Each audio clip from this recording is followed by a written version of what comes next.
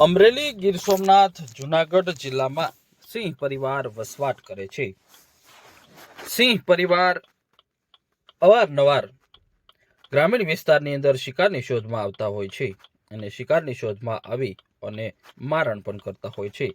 તો સાથે જ અનેક વિસ્તારની અંદર લટાર મારતા સિંહના વિડીયો સોશિયલ મીડિયામાં વાયરલ થયા છે. ત્યારે આજે ગીર સોમનાથ જિલ્લાના ઉનાના રાજપરા ગામ નજીક એક શીતળાઈ માતાજીનું મંદિર આવેલું છે. આ શીતળાઈ માતાજીના મંદિર વિસ્તારની અંદર એક સિંહણ આવી ચડી હતી, જેનો વિડીયો સોશિયલ મીડિયાની અંદર વાયરલ થયો હતો. સ્થાનિક વ્યક્તિ દ્વારા આ વિડીયો પોતાના કેમેરામાં કેદ કરવામાં આવ્યો હતો અને જેનો વિડીયો સોશિયલ મીડિયામાં વાયરલ થયો હતો. અમરેલી, જુનાગઢ અને ગીર સોમનાથ જિલ્લાના ગીરકાંઠાના વિસ્તારની અંદર અવારનવાર સિંહના વિડીયો સોશિયલ મીડિયાની અંદર વાયરલ થાય છે. અવારનવાર આ વિસ્તારની અંદર સિંહ પરિવાર લટાર મારતા હોય જેવા વિડીયો પણ વાયરલ થયા હતા. ત્યારે આજે વધુ એક સિંહનો વિડીયો સોશિયલ મીડિયામાં વાયરલ થયો છે.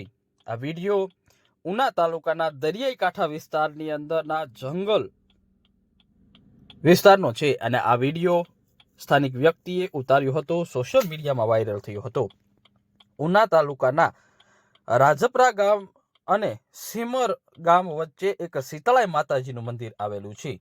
આ શીતળાઈ માતાજીના મંદિર પાસે ખુલ્લા પટની અંદર એક સિંહણ શિકારની શોધમાં આવી હતી.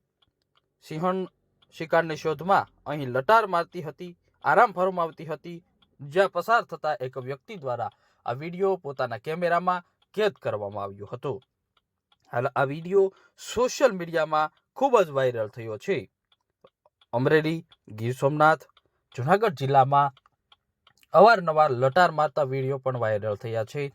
શિકારની શોધમાં નીકળતા વિડીયો પણ વાયરલ થયા છે અને દરિયાઈ કાંઠા વિસ્તારની અંદર લટાર મારતા સિંહના વિડીયો વાયરલ થયા છે. તો ભૂતકાળના સમયમાં અમરેલી જિલ્લામાં પીપાવાવ પોર્ટ, કે જે સૌથી મોટું ઔદ્યોગિક વસાહત છે, મોટી મોટી કંપનીઓ આવેલી છે. આ કંપનીના ગોડાઉન વિસ્તારની અંદર તેમજ કંપનીના પટાંગણમાં પણ હવે સિંહ પહોંચ્યા હશે અને જેનો વિડીયો સોશિયલ મીડિયામાં વાયરલ થયા હતા. ત્યારે આજે વધુ એક વિડીયો સોશિયલ મીડિયામાં વાયરલ થયો છે. ગીર સોમનાથ જિલ્લાના ઉના તાલુકાના રાજપરા ગામની પાસે આવેલા શીતળાઈ માતાજીના મંદિર વિસ્તારમાં સિંહણ લટાર મારતી હતી.